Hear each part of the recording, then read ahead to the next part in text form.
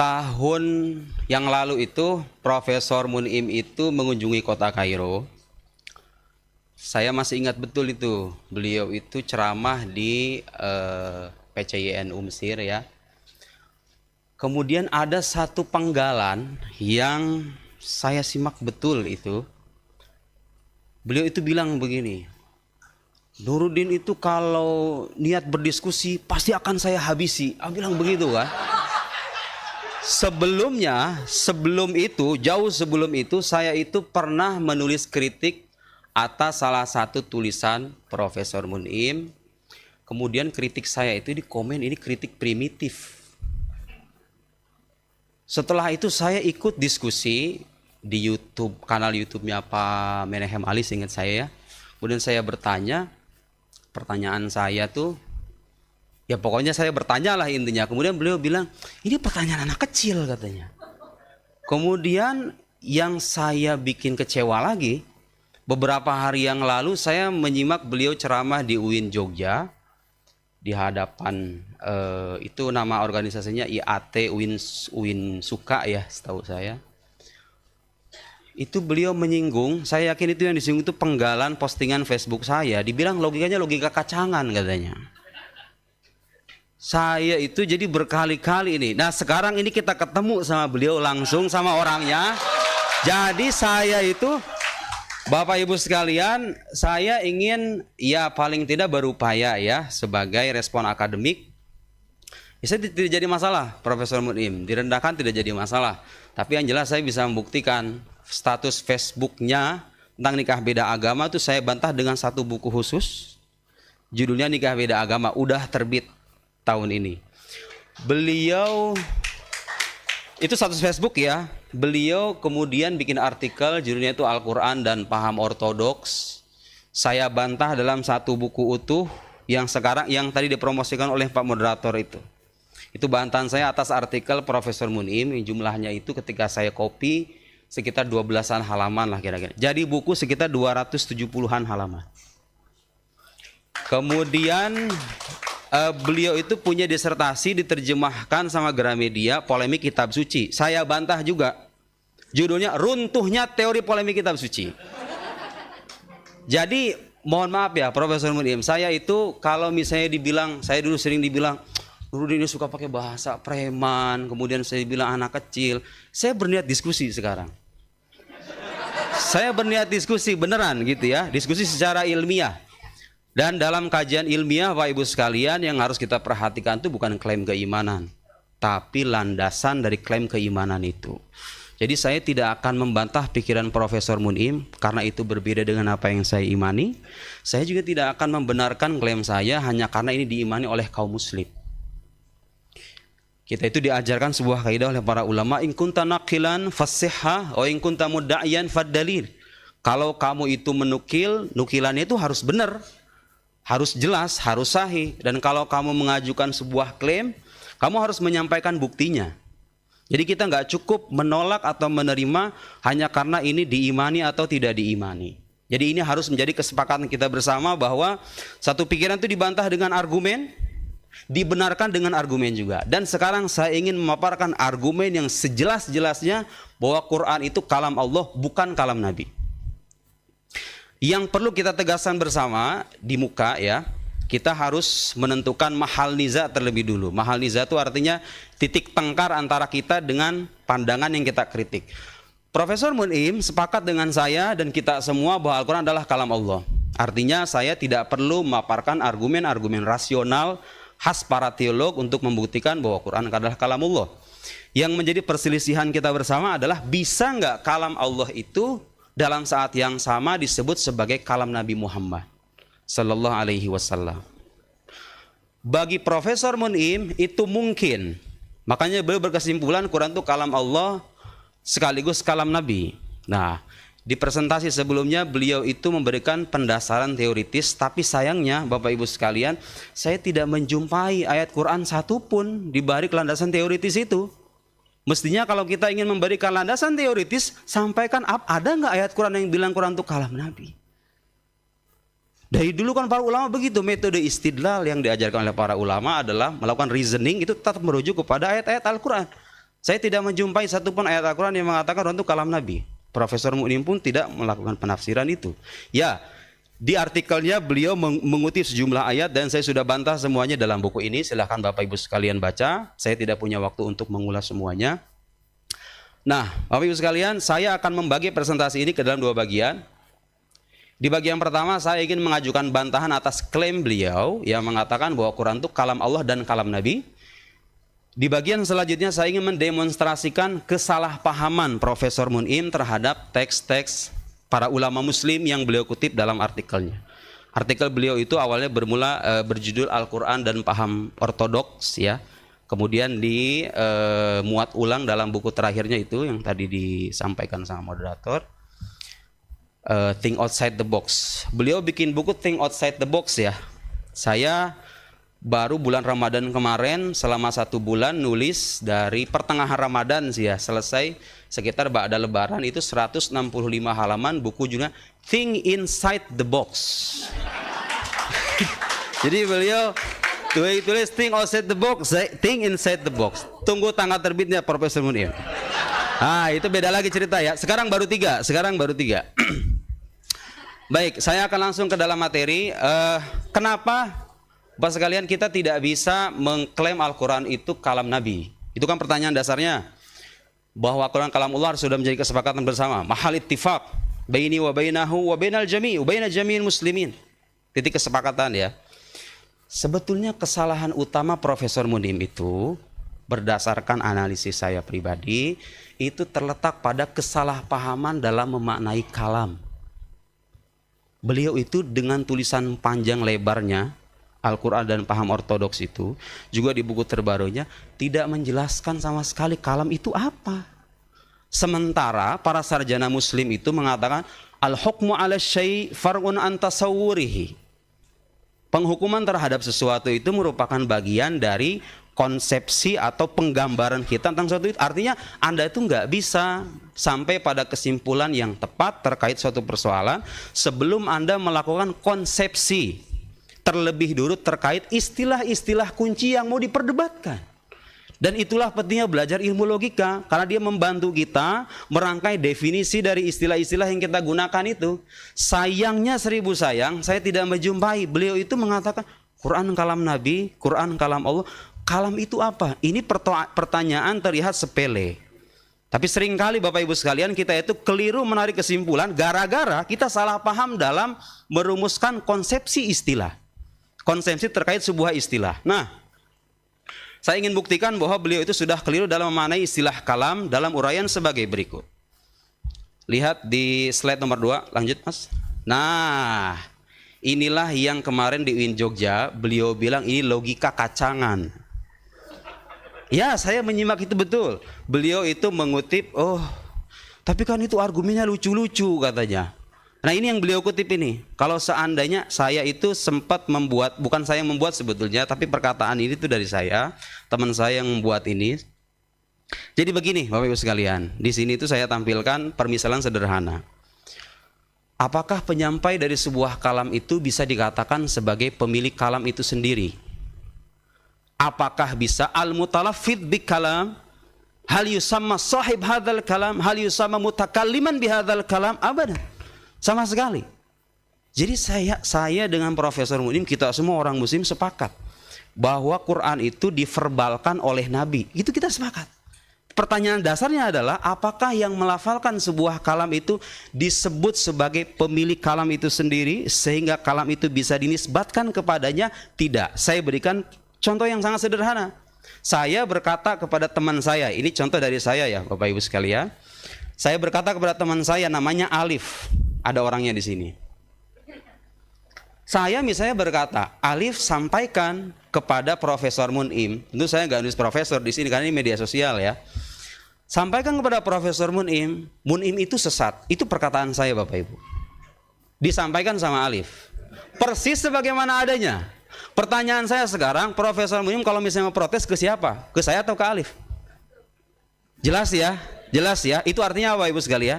Kalam itu dinisbatkan kepada sosok yang merangkai maknanya, bukan pelafalnya. Jadi fakta bahwa Nabi melafalkan Al-Quran tidak bisa dijadikan sandaran bahwa Quran itu adalah kalam Nabi. Kenapa? Nah, disinilah saya ingin masuk membuktikan kekeliruan pemahaman beliau. Karena kalam itu, Bapak Ibu sekalian, yang dimaksud dengan al-asl fil kalam huwal ma'na alladhi yadullu alaihi lafad. Asal dari sebuah kalam atau al-ibrah fil kalam huwal ma'na. Yang menjadi patokan, yang menjadi sandaran utama dalam kalam itu makna bukan lafaz. Sekarang ibu mungkin bisa sadar kenapa yang bapak yang ngomong bahasa Suryani itu bisa diketawakan orang se-Indonesia. Yang bilang makoli itu. Kenapa bisa diketawakan? Karena itu lafaz nggak ada maknanya. Lafaz nggak ada makna. Jadi orang yang melafalkan sebuah kalam itu jangan dikatakan, belum tentu dia dikatakan sebagai sahib hadzal kalam. Gitu ya. Ini logika sederhana. Saya akan buktikan nanti. Dari mana Anda mendapatkan pemahaman semacam ini? Dari kitab-kitab para ulama, dari analisis para ahli bahasa. Oke. Nah, kemarin di UIN Jogja, Profesor Munim itu mengutip sebuah ayat untuk membantah logika sederhana. Saya kira coba kalau ada di antara Bapak Ibu sekalian yang tidak setuju dengan logika saya tadi, bahwa penyampai dari sebuah kalam itu tidak otomatis, kayak inilah contoh sederhana ya supaya lebih paham lagi. Kalau Bapak misalnya bilang sama istri Bapak, bilang sama anak Bapak menyampaikan ke istri Bapak, "Nak, ayah mau nikah lagi." Bilang sama anak, disampaikan itu kalam kepada ibunya. Ibunya kalau mau protes ke anaknya atau ke bapaknya? Kenapa itu bisa begitu? Karena kalam itu sekali lagi al-ibrah fil kalam huwal ma'na. Karena makna saya ingin kawin lagi itu berasal dari bapak, sehingga dia hanya bisa dinisbatkan kepada bapak. Nggak bisa Anda mengatakan ini kalam bapak, ini kalam anak. Karena kalam itu intinya adalah makna. Gitu ya. Baik, Profesor Muin kemudian membantah saya dengan ayat ini. Yang dikutip silahkan di slide selanjutnya. Itu banyak katanya ayat di Quran itu mengutip perkataan Nabi. Nah, contohnya ini yang dikutip saya persis ya secara verbatim. Innilakum rasulun amin. Di surat Asy-Syu'ara. Bapak Ibu perhatikan ayatnya, kadzabat qaumun nuhinil mursalin idz qala lahum akhuhum nuhun ala tattaqun inni lakum rasulun amin. Kalau mengikuti logika Profesor Munim, kita akan kebingungan menisbatkan kalam ini kepada siapa? Beliau punya logika bahwa dalam ceramahnya itu bilang, ditanya sama para jemaahnya, ini kalamnya siapa? Jawaban beliau apa? Ya ini kalam Tuhan, tapi juga kalam Nabi. Jawaban beliau, nah pertanyaan saya Profesor Munim, kalau Anda perhatikan ayat ini kalamnya Nabi siapa? Di sini dikatakan Nabi Nuh yang berkata. Dilafalkan sama Nabi Muhammad. Disampaikan oleh Allah. Apakah Anda mengatakan ini adalah kalam Allah? Kalam Nuh dan kalam Muhammad begitu? Dengan logika yang saya bangun, penjelasannya bisa lebih sederhana. Ini adalah kalam Allah yang menarasikan ulang perkataan Nabi Nuh. Ingat, Nabi Nuh itu kan tidak melafalkan bahasa Arab, Bapak Ibu sekalian. Jadi jangan bayangkan bahwa ini kalamnya Nabi Nuh. Kalam Nabi Nuh itu yang keluar dari Nabi Nuh, yang diungkapkan oleh beliau. Allah Subhanahu wa taala dalam Al-Qur'an itu menarasikan ulang, karena makna dari ayat ini berasal dari Allah secara otomatis berdasarkan logika yang tadi saya bangun, dia hanya bisa dinisbatkan kepada Allah, bukan kepada Nabi Nuh, bukan kepada Nabi Muhammad. Nabi Muhammad hanya sebagai penyampai. Sementara kalau kita ikuti logika Profesor Munim, kita akan mengatakan ini kalam Nabi Nuh loh. Terus disampaikan sama Nabi, ini kalamnya Nabi Muhammad. Terus ini dari Allah, ini kalamnya Allah. Repot juga kita kan? Oke, sekarang contoh selanjutnya Mas. Perhatikan, ini adalah perkataan yang dikutip, maaf, agar lebih teliti ungkapannya. Ini adalah ayat Al-Quran yang menarasikan ulang perkataan iblis dalam Al-Quran. Qala ma man'aka alla tasjuda idz amartuk qala ana khairu minhu khalaqtani min nar wa khalaqtahu min tin.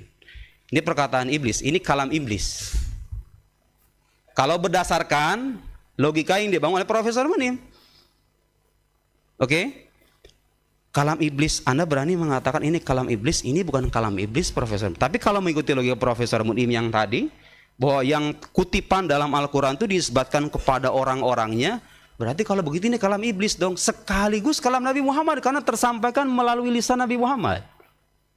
Tapi sekaligus kalam Allah. Anda bisa mengatakan ini adalah kalam Allah, kalam iblis dan kalam Nabi Muhammad? Nggak make sense gitu. Yang benar, nah sekarang saya akan lanjut ke slide selanjutnya. Silakan lanjut Mas. Nah, tolong Bapak Ibu perhatikan di kutipan Arab yang paling bawah itu. Bagaimana kita menjelaskan kutipan-kutipan yang begitu banyak dalam Quran? Quran itu kan mengutip banyak perkataan orang-orang di masa lampau. Fir'aun, Haman, Al-Imran, Ashabul Kahf, Nuh, Adam, Idris, Soleh, Hud, dan lain-lain. Kutipan-kutipan yang dinarasikan ulang oleh Al-Quran itu dinisbatkannya ke siapa gitu loh. Kalau jawaban Profesor Munim dinisbatkan, ya itu kalam Nabi. Loh, itu kalam Nabi. Tapi kan ada kutipan dari iblis, kutipan dari Fir'aun. Fir'aun mengatakan, qala Fir'aun, ya ayuhal mala' ma'alimtu lakum min ilahin ghairi. Aku tidak ada. Kemudian beliau mengatakan, ana rob. Bukan beliau ya, kalau Fir'aun dia maksud saya. Fir'aun mengatakan, ana rabbukumul a'la. Fir'aun itu nggak ngomong bahasa Arab. Fir'aun itu nggak ngomong bahasa Arab. Sehingga Anda nggak bisa mengatakan perkataan, ana rabbukumul a'la itu adalah kalam Fir'aun.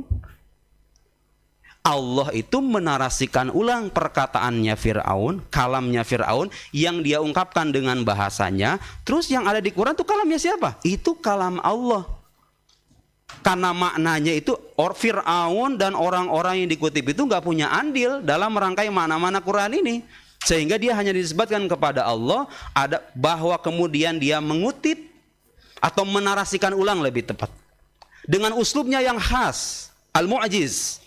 Dan usulnya yang khas itu nggak bisa dikatakan kalam Fir'aun atau kalam Nabi. Itu kalam Allah yang menarasikan ulang. Lihat, ini perkataan Imam Abu Hanifah. Wa ma dzakarahu Allah Ta'ala fil Qur'an hikayatan an Musa wa ghairihi minal anbiya alaihimus salam wa an Fir'aun wa iblis fa inna dzalika kullahu kalamullah. Jadi apa yang disebut oleh Profesor Min sebagai kutipan itu kalam, itu bukan kalam Nabi, bukan kalam Fir'aun, bukan kalam Haman, bukan kalam Maryam, bukan kalam siapa, itu kalam Allah.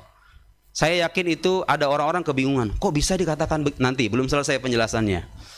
Wa iblis fa inna dzalika kalamullah ikhbaran anhum menarasikan ulang perkataan mereka. Wa kalamullahi ta'ala ghairu makhluk. Perhatikan. Kalau menemu ungkapan dari ulama sunni kalam Allah itu ghairu makhluk, yang dimaksud itu bukan Quran yang kita baca Bapak Ibu. Yang dimaksud dengan Quran ghairu makhluk itu Quran sebagai kalam nafsi. Yang seperti dikatakan preteks. Yang diistilahkan oleh Profesor Munim preteks itu artinya kalam sebuah makna yang laisa biharfin wala bisautin. La yujad taqdim wala ta'khir, la yujad awal wala akhir, yang qadim. Kalau kita belajar sifat Allah, ada sifat kalam Allah yang dikatakan qadim itu bukan yang kita baca. Jadi betul Profesor Budim, kita itu membedakan secara ontologis antara Quran sebagai makna yang berada pada zat Allah yang qadim dengan Quran yang menjadi yang terbentuk sebagai lafaz. Nah, pertanyaannya kadang-kadang orang suka salah paham. Terus kalau begitu Quran yang kita baca itu kalam Allah atau bukan? Kan ada mengatakan kalam Allah yang hakiki itu adalah makna yang berada pada zatnya. Terus kemudian Quran yang Anda baca itu apa? Itu kalam Allah atau bukan? Jawabannya itu kalam Allah mimbab tasmiyati syai' bismi madlulihi. Jadi menamai sesuatu berdasarkan madlulnya. Jadi lafaz yang kita baca itu Bapak Ibu sekalian, bismillahirrahmanirrahim, alhamdulillah sampai an-nas itu disebut sebagai penunjuk atau dal dalam bahasa ilmu logika. Dal madlul, dalalah. Bahasan dalalah ya, yang belajar di logika pasti paham. Dia disebut sebagai kalam Allah karena dia itu menjadi penunjuk atas kalamnya yang qadim, dan Profesor Muni mengakui itu. Tapi yang perlu kita catat Bapak Ibu sekalian, mengatakan bahwa ada kalam yang tidak berupa lafaz, tidak berupa huruf, tidak berupa suara itu tidak menafikan bahwa Allah mengabarkan atau memberitahu lafaz-lafaz Al-Quran kepada Nabi Muhammad SAW melalui malaikat Jibril. Itu nggak menafikan sama sekali, karena Tuhan itu berbicara tanpa bahasa. Coba Bapak Ibu sekalian saya tanya, Tuhan itu maha mendengar? Betul maha mendengar. Tapi apakah dia mendengar dengan telinga? Dia melihat. Apakah melihat dengan mata? Tidak. Sekarang kita katakan dia berbicara. Tapi apakah dia berbicara dengan lafaz? berbicara dengan huruf? Tidak. Kenapa? Karena lafaz itu hadis. Ada permulaannya. Bismillahirrahmanirrahim. Huruf sin diucapkan setelah ba. Huruf mim setelah sin. Ada awal, ada akhir. Sementara Allah zat yang qadim. Gak mungkin itu huruf-huruf ada dalam zat Allah subhanahu wa ta'ala. Begitu ya. Jadi Quran yang ada di hadapan kita kalamullah apa bukan? Itu kalamullah mimbab tasmiyati syai' bismi madlulihi. Li'annahu dalun ala kalamihi nafsil qadim. Karena dia menjadi penunjuk atas kalam Allah yang bukan berupa teks, bukan berupa huruf, bukan berupa bahasa itu, dia disebut kalamullah. Oke? Saya kira itu sudah jelas, bantahan tuh yang pertama. Nah, di buku ini yang tadi disampaikan oleh moderator, saya sebetulnya membagi dalam dua bagian. Ada satu bagian saya memberikan pendasaran teoritis terkait klaim bahwa Quran itu adalah kalamullah.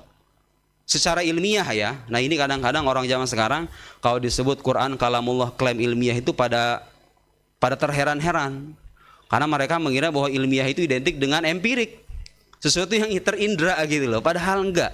Kita ini kalau belajar epistemologi, sesuatu yang ilmiah itu enggak selamanya empirik.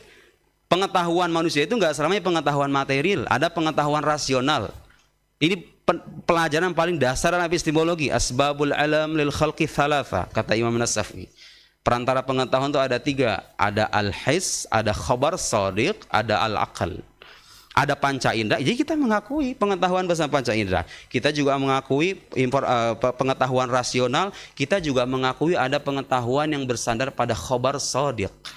Pengetatnya, saya membuktikan secara rasional bahwa Quran itu adalah kalamullah. Tapi karena waktu terbatas kita nggak akan membahas itu. Karena itu sudah menjadi kesepakatan ya. Kecuali kalau saya berhadapan dengan orang-orang non-muslim untuk membuktikan secara argumentatif apakah Quran itu kalam Allah atau bukan, ini perlu ulasan lebih jauh. Baik, sekarang saya akan memberikan penjelasan. Tadi saya katakan bahwa kalam itu yang jadi patokannya adalah makna bukan lafaz. Sekali lagi ya. Jadi bahwa Nabi melafalkan Al-Quran itu nggak bisa dijadikan dasar itu adalah kalam Nabi. Itu kalam Allah, Nabi hanya menyampaikan. Li'annal mutalaffidz bil kalam laisa bid-darurah ayyakuna mutakalliman bidzalikal kalam. Karena yang melafalkan sebuah kalam itu tidak otomatis menjadi pemilik kalam itu sendiri sehingga kalam itu bisa dinisbatkan kepadanya. Itu ya. Lanjut next. Setelahnya. Ini saya lewat aja. Setelahnya, Pak. Setelahnya lagi. Setelahnya itu ke belakang. Terus nah, ini argumen yang ingin saya sampaikan karena ini waktu terbatas. Argumen yang saya sampaikan untuk menolak kesimpulan Quran itu kalam Allah, kalam Nabi. Pertama, membuktikan kekeliruan Profesor Munisi dalam memaknai kalam. Kemudian yang kedua, Bapak Ibu sekalian tahu hadis qudsi ya. Beliau itu punya pandangan bahwa Quran itu diturunkan berdasarkan maknanya saja, lafadznya dari Nabi. Tahu nggak konsekuensinya apa? Kalau Quran itu dikatakan hanya turun maknanya, lafadznya dari Nabi, artinya dia sejajar dengan hadis qudsi dong. Hadis qudsi, dia sejajar dengan hadis qudsi. Sementara lihat, kita ini dalam lingkungan umat Muslim, hadis qudsi itu mohon maaf ya, kalau saya dalam keadaan berhadas, kecil ataupun besar, megang hadis qudsi atau hadis Sahih Bukhari boleh kan? Tapi kalau megang Quran nggak boleh loh Bu, karena ada hadisnya yang melarang itu. Itu sebagai bukti apa? Lafaz Quran itu punya kekhususan karena dia berasal dari Allah, bukan dari Nabi. Kalau dia dikatakan dari Nabi, sama dong dengan hadis qudsi. Kemudian, hadis qudsi itu berdasarkan pendapat ulama boleh diriwayatkan berdasarkan makna. Sementara Al-Quran tidak boleh diriwayatkan berdasarkan makna. Ada manqul bi thariqatit tawatur. Tersampaikan secara mutawatir. Hadis ahad nggak begitu. Yang tidak kalah penting. Hadis qudsi. Hadis qudsi itu la yutahadda bihi. Tidak dijadikan bahan tantangan oleh Allah untuk membuktikan kebenaran Nabi Muhammad. Sementara Al-Quran yutahadda bihi. Jadi kalau Quran dikatakan sebagai kalam Nabi, Bapak Ibu sekalian, konsekuensinya adalah kita akan mencerabut salah satu sisi kemukjizatan terbesar Al-Quran, yaitu uslub kebahasaannya. Karena mukjizat itu adalah pembenaran dari Allah, otomatis harus berasal dari Allah. Tapi kalau lafaz Quran dikatakan dari Nabi, dia nggak jadi pembenaran dari Allah lagi dong. Jadi karya Nabi pada ujung-ujungnya. Itu konsekuensinya. Nah, saya kira Profesor ini perlu menjelaskan itu tuh. Kita itu sudah membedakan. Ustaz, 5 menit lagi. 5 menit lagi. Cepet kan? Saya nggak kerasa ini banyak sekali. Oke. Ini banyak sekali ini. Wah, saya bingung ini. Oke. Lihat, saya langsung ke pendapat Imam Suyuti yang beliau kutip itu ya. Silakan selanjutnya. Ini slide nomor 20, Mas. Ini yang kalam tadi udah saya perkutip itu ya. Slide nomor 20. Terus setelahnya, nah itu lihat. Enggak. Itu nomor 2, wasani anna Jibril. Ini kan beliau mengatakan bahwa yang mengatakan Quran lafadznya dari Nabi itu adalah pendapat ulama terbiasa. Kata siapa? Enggak ada ulama dulu itu yang mengatakan Quran itu kalam Nabi. Lihat, ini salah satu sandaran Profesor Mudim Siri. Lihat, Anda perhatikan teksnya. Anna Jibril inama nazala bil ma'ani khassatan wa annahu sallallahu alaihi wasallam alimatil kalmani wa abbara anha bi lughatil arab wa tamassaka. Perhatikan. Ada enggak di sini ungkapan Quran kalam sebagai kalam Nabi? Enggak ada. Justru ungkapan ini mengatakan makna Quran itu dari Allah karena maknanya dari Allah. Sementara kalam itu intinya adalah makna, berarti harusnya disebutkan kepada Allah. Jadi andai pun ini benar, nggak bisa dengan berdasarkan pada ini itu kita mengatakan Quran sebagai kalam Nabi karena itu dari kalam adalah sebuah makna, bukan lafaz. Saya sepakat bahwa Nabi melafalkan Al-Quran, tapi pendapat yang dikutip oleh Profesor Mudim pun tidak mengukuhkan klaim Quran itu lafaznya dari Nabi. Kalau kita cermati, nggak ada sama sekali. Justru kalau kita ikuti logikanya, ya kalau begitu kalau maknanya dari Allah berarti kalam Allah dong, bukan kalam Nabi.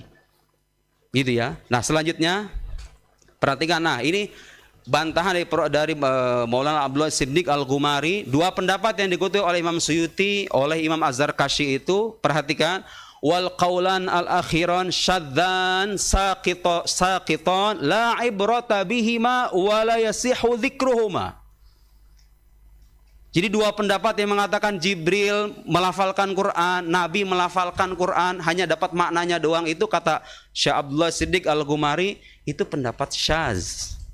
Artinya kalau pendapat syaz itu problematis argumennya. Gitu ya. Hadis aja Bapak Ibu sekalian, kalau syaz itu la yu'mal bi wa la yasihhul ihtijaj bihi.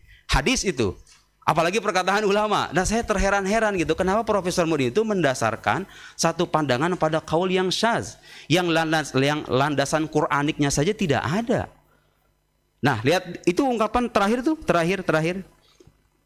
Bal qauluhu ta'ala inna anzalnahu Qur'anan Arabiyyan la'allakum ta'qilun qati'un fi anna al-lafdha munazzalun minallahi ta'ala.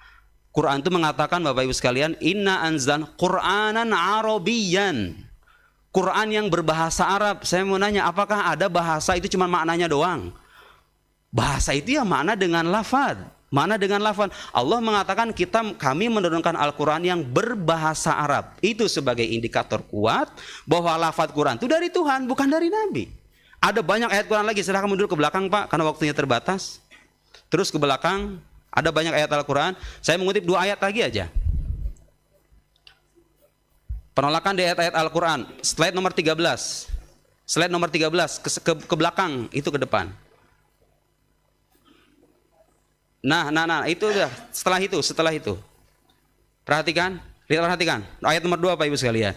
Inna sanulqi alaika qaulan thaqila. Allah mengatakan yang kami sampaikan itu qaul. Bukan makna. Kalau Quran itu hanya turun maknanya inna sanuka ma'nan thaqila. Allah apa itu artinya qaul? Al-qaul huwa al-lafadz al-maudhu li ma'na. Qaul itu adalah lafaz yang diperuntukkan sebuah makna. Jadi yang disampaikan dalam Quran tegas. Lafaz Quran itu dari Allah bukan dari Nabi.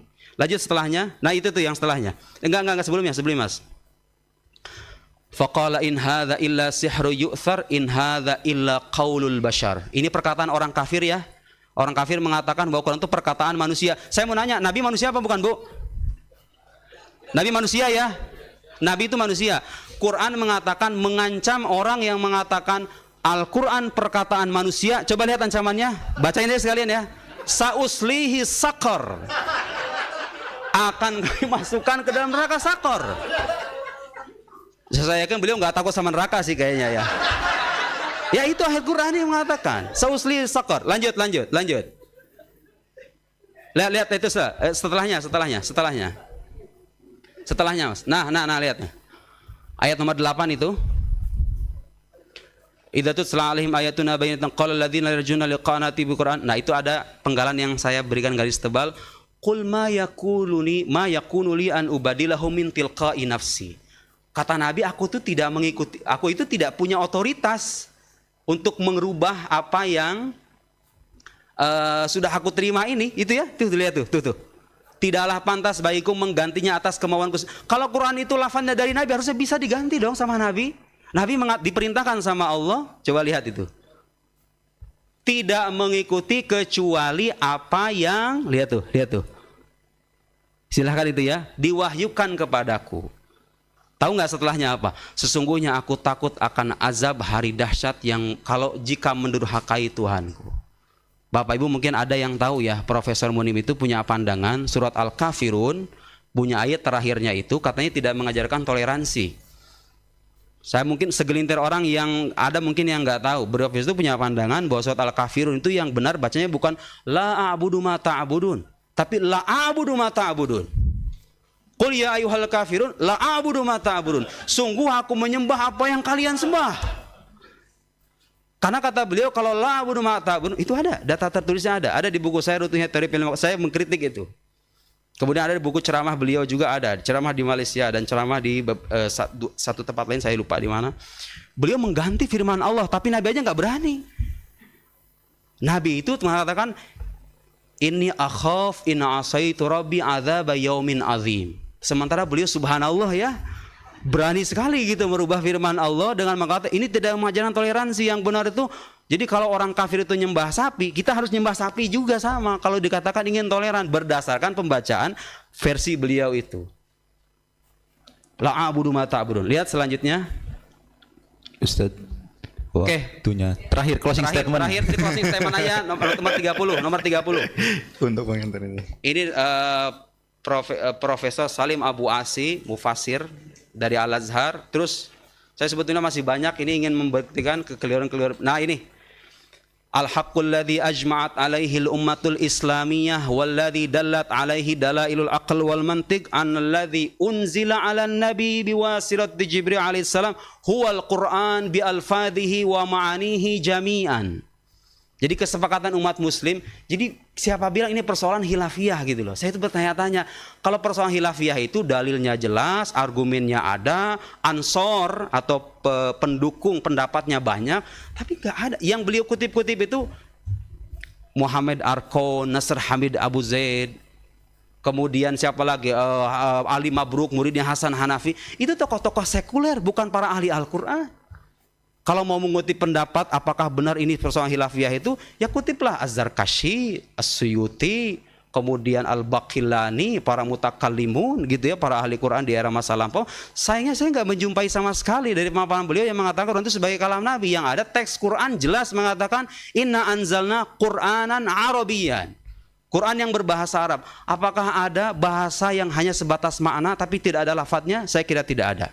Demikian, terima kasih banyak. Wassalamualaikum warahmatullahi wabarakatuh. Pertama, respon saya yang pertama itu ada namanya either or fallacy. Saya mohon maaf ya Bapak Ibu, belajar logika cukup lama, saya belum pernah mendengar ada falasi semacam itu. Justru dalam logika itu ada hukum kontradiksi.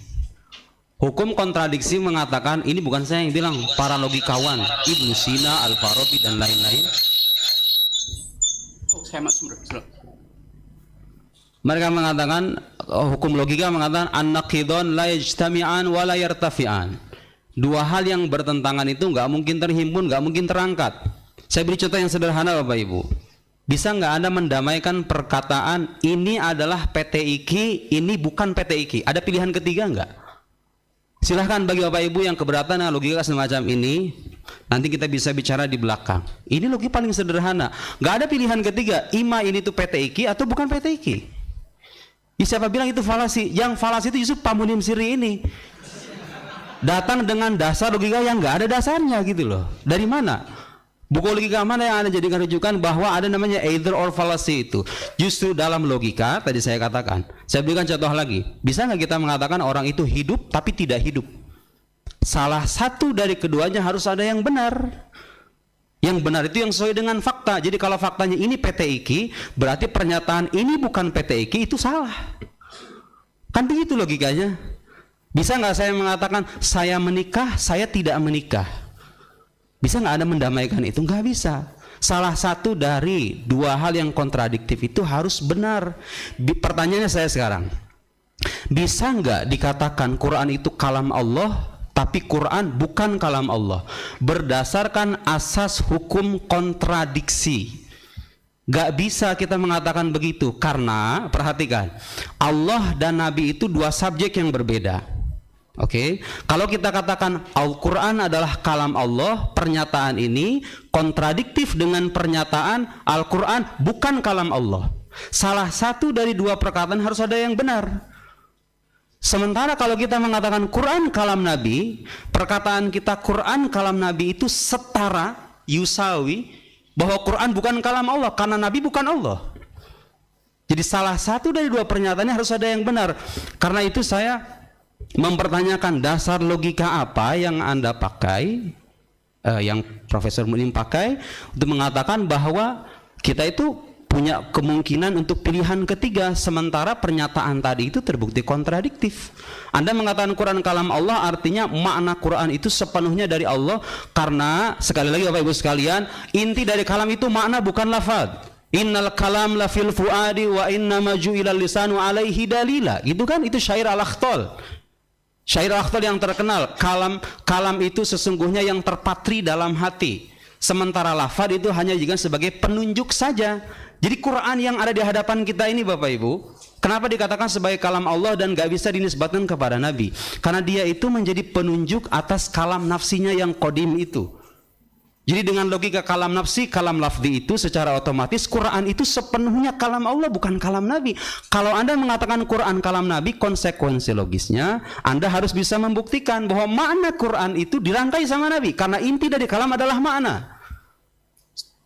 Sementara Pak Munim sejak awal sudah sepakat mana Quran dari Allah, itu artinya nggak logik gitu loh. Kalau dikatakan Quran kalam Nabi, sementara mananya dari Allah.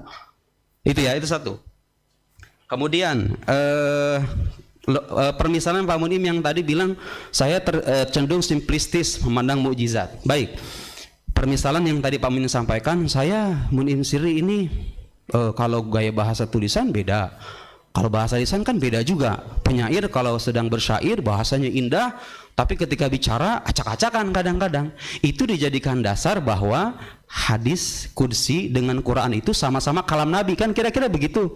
Apa masalahnya kalau Quran beda sendiri, hadis Nabi beda juga gitu ya, kemudian dikatakan ini dari Tuhan, ini dari Nabi. Begini Pak Munim, perkataan Profesor Munim itu mau acak-acakan, mau teratur, mau tulisan, mau lisan, selama makna dari ungkapan itu berasal dari beliau, itu hanya dinisbatkan kepada beliau saja. Tapi hadis qudsi itu berdasarkan penjelasan para ulama muslim, maknanya diturunkan oleh Allah. Oke? Sementara Al-Quran lafadznya dari Nabi kalau hadis qudsi. Sementara Al-Quran maknanya dari Allah, lafadznya juga dari Allah. Nabi itu nggak punya campur tangan untuk merangkai makna Al-Quran itu. Jadi karena Nabi itu nggak punya campur tangan, beda dong. Itu namanya false analogy gitu loh. Itu analogi yang nggak pas. Anda menulis, Anda berkata itu dinisbatkan kepada Anda karena maknanya berasal dari Anda. Tapi dalam kasus Quran dan hadis qudsi nggak bisa begitu, karena Nabi nggak punya peranan dalam merangkai makna Al-Quran, sehingga nggak bisa dinisbatkan kepada Nabi. Dia hanya bisa dinisbatkan kepada Allah sebagai sosok yang mewahyukan makna dan lafadznya sekaligus. Sementara hadis qudsi tidak begitu. Dia boleh dipegang dalam keadaan berhadas, sementara Quran tidak. Itu indikator apa?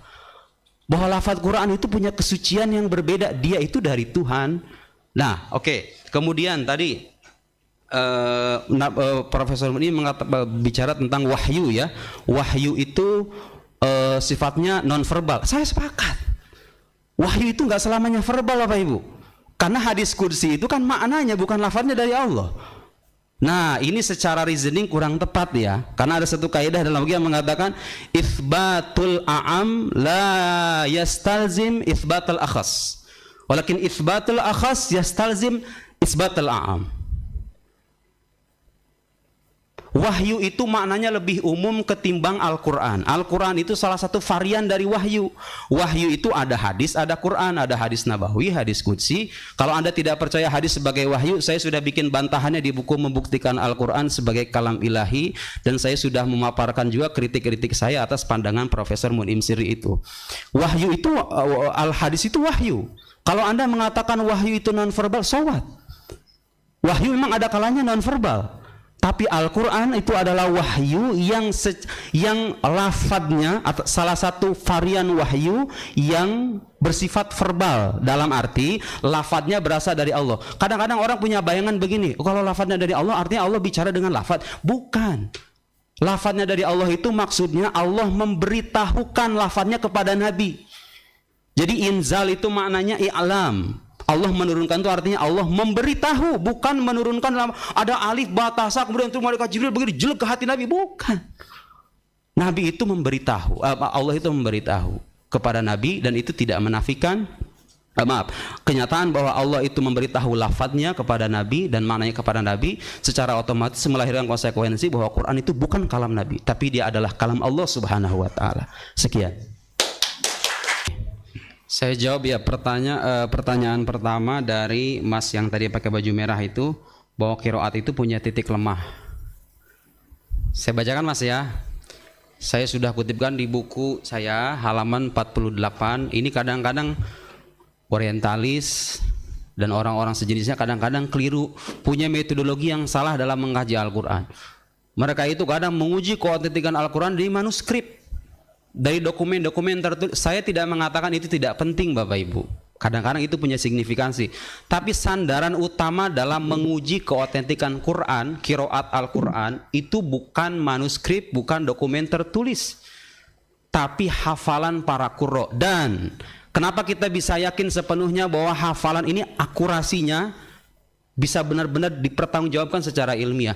Karena Quran itu cara bacanya saja diatur, sehingga orang tidak bisa sembarangan bikin bacaan yang berbeda. Harus ada sanadnya.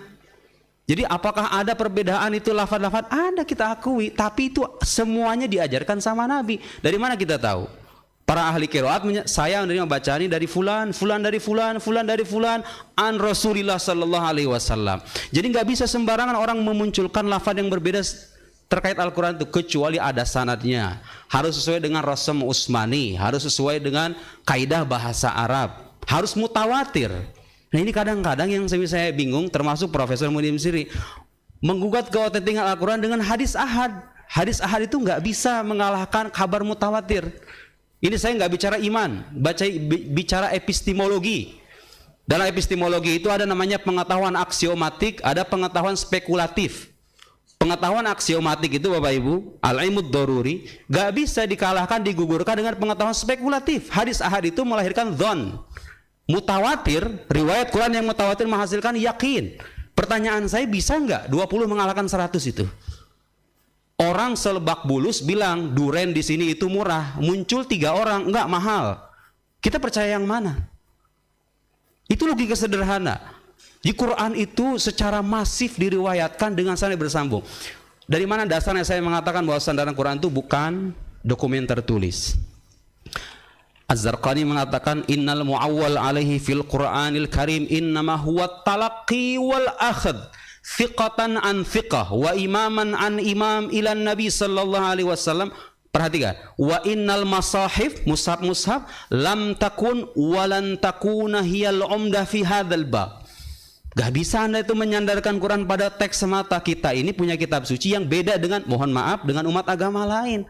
Bible itu sandarannya dokumen tertulis. Kalau pengen menguji keautentikan Bible, dokumen tertulis. Quran beda sendiri. Kata siapa itu? Ini, bukan saya yang bilang. Selanjutnya, Ibnul Jazari, imam ahli qiraat, mengatakan apa? Innal i'timad fi naqlil Quran ala hifdzil qulub. Hafalan yang terpatri dalam hati para ahli qiraat. Was-sudur la ala hifdzil masahifi wal kutub. Dan Quran ini menariknya saudara-saudara sekalian turun di tengah masyarakat yang lebih mengandalkan hafalan ketimbang tulisan. Wa hadhihi asyrafu khasisatin minallahi ta'ala li hadhil ummah. Inilah kemuliaan secara bagi umat Nabi Muhammad, punya sanad, punya kitab suci yang bisa diuji keotentikannya dengan periwayatan lisan itu. Itu satu. Jadi kalau Anda mengatakan ada titik lemah, di mana titik lemahnya? Hadis ahad itu nggak bisa dijadikan sandaran. Atas dasar basis epistemologi apa yang Anda gunakan, Anda menggugurkan kabar yang sedemikian masif dengan riwayat beberapa orang itu. Secara epistemologis itu keliru, Pak. Silahkan kalau Anda tidak setuju, kita bisa berdebat di belakang. Oke? Bukan masalah iman. Tadi ada yang bilang sama saya hanya meninabawakan umat supaya percaya dengan iman. Mohon maaf, iman itu, dari yang kita pelajari, definisi iman itu apa? Al-i'tiqad al-jazim, al-i'tiqad jazim mutabiq lil waqi' nasyi'an dalil. Iman itu harus keyakinan bersifat pasti, sesuai dengan fakta dan bersandar pada bukti. Gak ada itu dalam Islam iman tanpa bukti, itu mohon maaf gak ada. Siapa yang mengatakan begitu? Grand Syalazar. Tadi siapa yang mengutip itu sebetulnya? Itu para ulama muslim mengatakan begitu. Enggak ada istilah dogma dalam Islam itu. Semuanya itu harus an-nasyi'an dalil. Jadi enggak penting Mas, itu diimani atau tidak, orang Islam percaya atau tidak. Kalau dalilnya kuat, mau outside the box, mau inside the box, kalau dalilnya kuat, ya harus kita pegang. Kita sebagai orang yang berperan sebagai akademisi harus konsisten menjaga kaidah akademik. Kaidah akademik mengatakan in kunta naqilan fasihha. Kalau menukil harus benar. Wa in kunta mudda'iyan fad dalil. Enggak apa-apa, Anda datang dengan pendapat yang aneh asal dalilnya benar. Kita bisa terima. Siapa bilang Al-Azhar itu kampus konservatif seperti dikatakan Profesor Muhyiddin Sidi? Enggak juga. Kita enggak anti kebaruan, Profesor. Kita enggak anti kebaruan. Grand saya itu bikin seminar at-tajdid min dururiyatil hayat, itu biasa. Yang penting itu sayangnya saya sering kali menjumpai pendapat-pendapat aneh dari Profesor Muhyiddin Sidi ini, dalilnya acak-acakan. Gimana kita mau menerima klaim-klaim semacam itu kalau dalilnya sendiri rapuh? Kan kira-kira begitu. Oke, terakhir, saya sebelum datang ke sini Pak, tadi yang ada ngutip tafsir Ar-Razi ya, saya sudah baca dulu. Saya sudah tahu itu akan ada yang mengatakan begitu. Kalau Muhammad saya sudah baca. Saya sudah screenshot di sini perkataan Ar-Razi ini. Bapak tahu nggak gimana penjelasannya itu? Ada penjelasan kalam Muhammad. Itu namanya ini mimbabil majaz. Karena ada haitsiyat mukhtalifah. Min haits. Nih, kita kalau belajar logika ya. Ini ada perkataan innahu laqulu rasulin karim. Kata Ar-Razi, innahu qaulu mana ini? Wal jawab annahu yaqsif fi sidqil idafa anna sabab fa huwa kalamullah bima'na annahu huwallazi adharahu fil lauhil mahfuz. Min haits. Itu majaz. Saya bicara yang tadi saya bilang kontradiktif itu secara hakikat. Kalau Anda mengatakan secara hakikat Al-Quran itu kalam Allah, secara hakikat Al-Quran kalam Nabi, itu kontradiktif. Ini majaz. Majaz. Qaulu Rasulin Karim artinya nih, saya bacakan tafsir Al-Baidawi ya. Kita zaman teknologi sudah bisa mengakses dengan mudah. Apa maksudnya qaulu Rasulin Karim? Ini. Innahu ay al-Quran, kata Al-Baidawi dalam tafsir, la qaulu rasulin yuballighuhu anillahi ta'ala fa inna rasula la yaqulu an nafsihi. Qaul rasul itu artinya apa? Qaul yang dinisbatkan kepada penyampai rasul tadi itu dari sisi apa? Dari sisi dia menyampaikan dari Allah. Jadi itu bukan penisbatkan secara hakiki. Itu penisbatan secara majazi. Dikatakan kalam Muhammad dalam arti apa kata Ar-Razi? Min haits apa tadi? Min haits atau dari sisi, saya cek lagi, dari sisi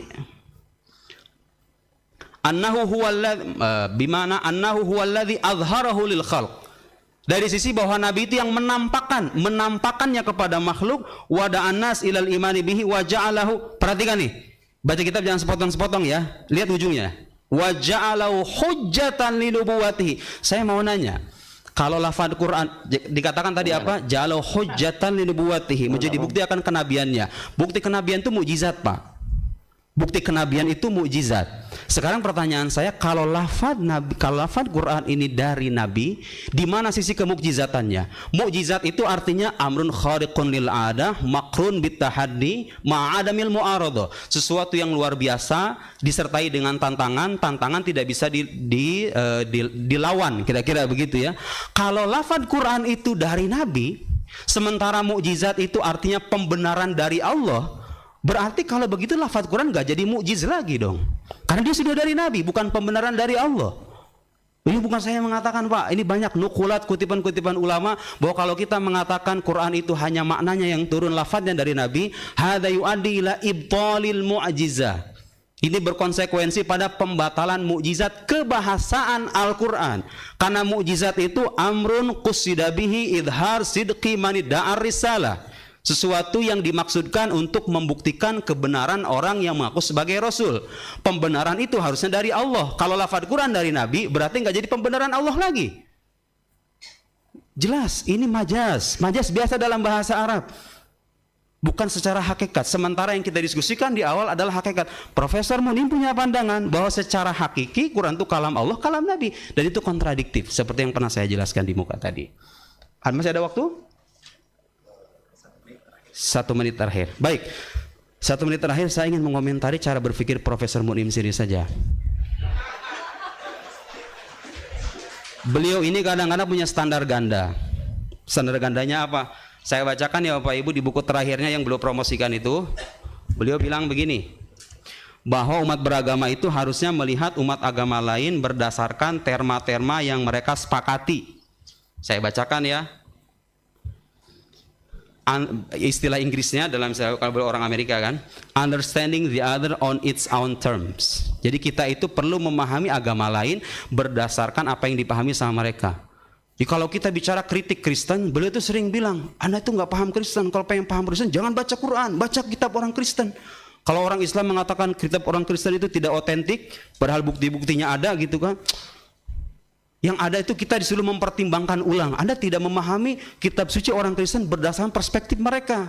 Tapi sayangnya kalau bicara kitab orang Islam, kadang-kadang beliau nggak mengindahkan kaidah-kaidah yang dirumuskan oleh para ulama Muslim. Pertanyaan saya, standar ganda semacam ini dasarnya dari mana? Kaidah akademik macam apa yang kita itu kalau melihat kitab suci umat agama lain, kita diminta memahami sesuai dengan pemahaman mereka. Giliran kita membaca kitab umat Muslim, kok semua diobrak-abrik begitu? Anda tidak menghormati kaidah-kaidah yang dirumuskan oleh para ulama. Klaim yang mengatakan lafaz Quran dari Allah, dari Nabi itu adalah kesepakatan umat Muslim. Saya minta Profesor Munim, slide yang tadi itu, saya mau minta, feeling saya itu bisa jadiin buku lagi. Slide beliau yang ngutip pendapat-pendapat Imam Juwaini, kemudian ada tokoh-tokoh sekuler juga gitu ya. Karena saya sering menjumpai dan saya sudah buktikan Bapak Ibu sekalian.